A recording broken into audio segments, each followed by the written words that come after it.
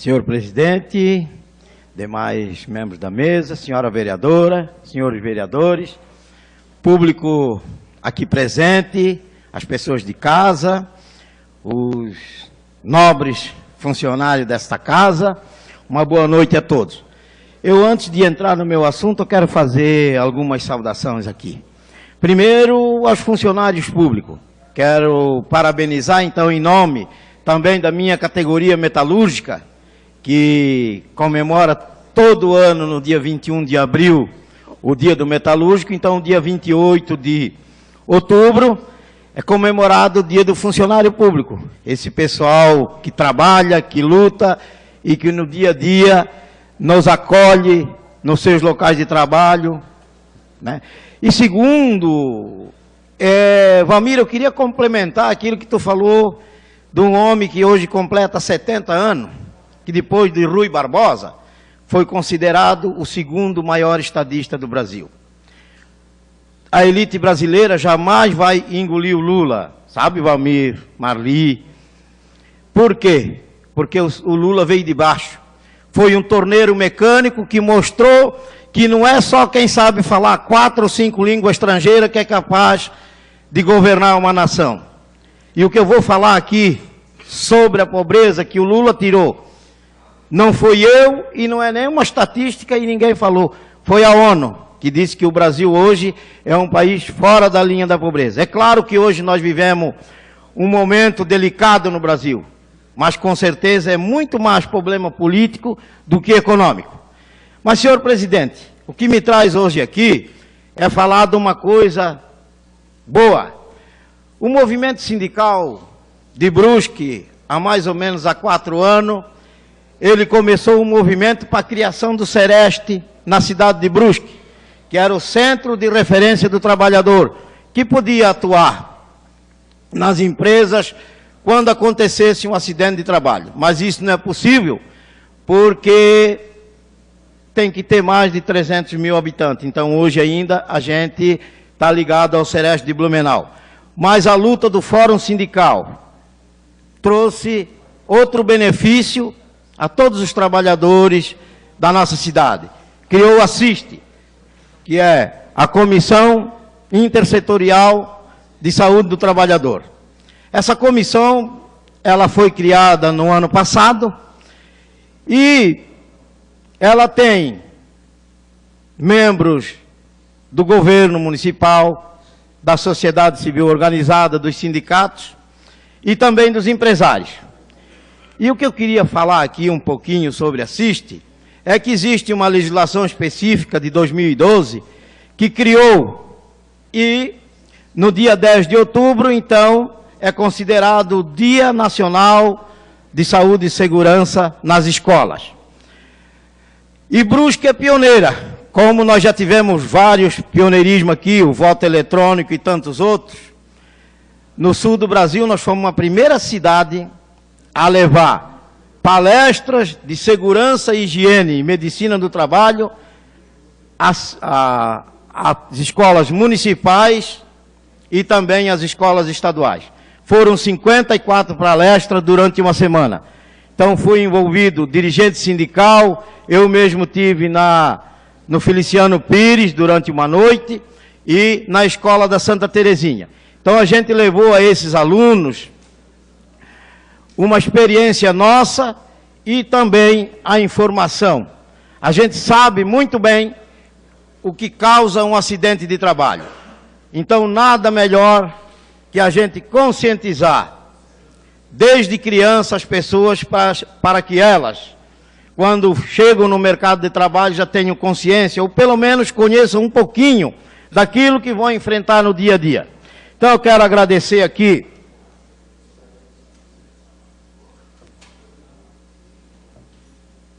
o secretário municipal, o Ivanor de Mendonça, e o gerente de educação da SDR, o Rodrigo Cesari, por ter acampado junto com a gente e pegado junto, e a gente pôde, então, fazer isso nas escolas, que todos os anos vai ser feito. Então, eu queria passar um pouquinho do nosso trabalho que foi feito lá, até porque é importante que a sociedade também conheça, né? Porque nós temos pessoas que conhecem, outros que não conhecem. Então, a nossa primeira palestra foi sobre insalubridade. E pode passar. Então, aí a Comissão Intersetorial de Saúde tem as atribuições: elaborar normas técnicas, estabelecimento de padrões de qualidade para a promoção da saúde do trabalhador, participação da formulação e na implementação das políticas relativas às condições e ao ambiente de trabalho e participação na definição de normas, critérios, padrões e controles das condições de ambiente de trabalho. Então, assiste, na verdade, ela é um braço do Comusa, ela não tem caráter deliberativo. Ela pode sugerir e fazer um trabalho e enviar ao Comusa, que é a Comissão Municipal de Saúde. Então, ali um pouco de definição, né, o que é segurança, riscos físicos. Então, a gente passou para os alunos o que é ruído, né, o que o ruído pode causar. O ruído acima de 80 decibéis, ele causa surdez, pode causar vários danos, entre eles afetar o sistema nervoso. A umidade pode trazer diversas doenças, vibração, né? Temperaturas extremas, então tem que ter um controle rígido sobre isso. Radiação não ionizantes é usado muito na solda, então as pessoas têm que estar preparadas, têm que estar muito bem protegidas, né? E a radiação ionizante, que é o raio-x, a gente sabe que causa diversos problemas à saúde.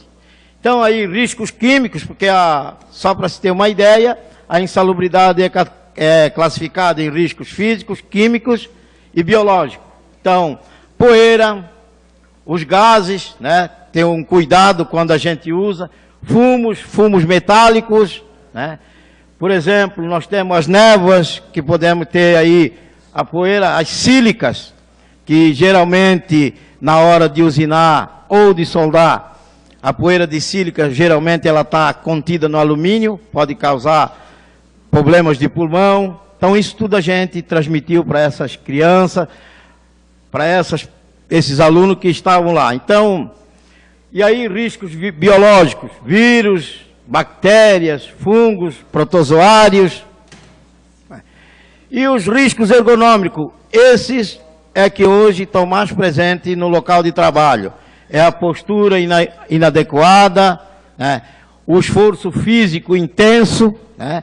Existe uma legislação específica, existe um peso específico para as mulheres, para os homens, e também existem técnicas para levantar peso. Então, isso tudo, através de uma palestra feita por um técnico de segurança, pelo médico do trabalho, pelo engenheiro, é que a gente pôde explicar um pouco melhor para os alunos, então, a postura inadequada, como se comportar na hora de carregar um peso, jornada prolongada de trabalho. Então, a jornada prolongada de trabalho, além de causar desemprego, ela também causa muitas doenças, como o estresse, fadiga, e com certeza vai reduzir muito a produtividade e a produção nas empresas. Iluminação insuficiente, que pode causar problemas também de problemas neurológicos e principalmente problema de visão. E controle rígido da produtividade. Esse aí a gente tem muito hoje nas empresas, né? O trabalhador sempre tem que pagar o preço por tudo. Então, às vezes, as pessoas são obrigadas a fazer mais do que aquilo. Antigamente, nós tínhamos uma linha de produção diferente. Hoje, no passado, quem determinava o ritmo de trabalho era o trabalhador. Hoje são as máquinas, né? As máquinas que determinam o ritmo de trabalho. Então, os riscos de acidentes são maiores. Hoje nós temos grande problema, que são a LER-DORT, lesão por esforço repetitivo, que às vezes os trabalhadores não são treinados e qualificados para fazer esse serviço. Então, arranjos físicos inadequados, máquinas e equipamentos sem proteção, isso a gente tem que recusar. Não se pode trabalhar hoje, nesse mundo moderno com tanta tecnologia, sem uma máquina adequada e preparada adequadamente para proteger e não acontecer acidente de trabalho. Nós temos ferramentas, armazenamento inadequado, muitas empresas têm armazenado líquidos inflamáveis de qualquer jeito, isso pode provocar uma explosão e causar até morte. E outras situações de risco, que são pisos escorregadios, às vezes um corrimão, uma escada sem corrimão, que as pessoas descem, pode terminar com um acidente, né? E a gente sabe, eu já falei isso, que o acidente de trabalho, ele não causa dano só ao trabalhador, ele causa dano a toda a sociedade e a todos nós. Então,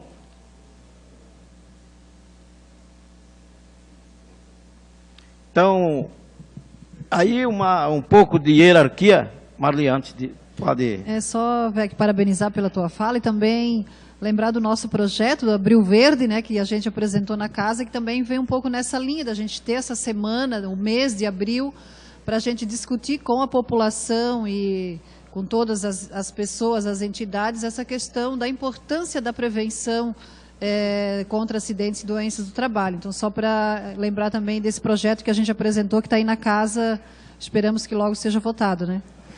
Com certeza, Marli, esse projeto Abril Verde, de autoria da vereadora Marli Leandro e meu, ele vem ao encontro disso tudo.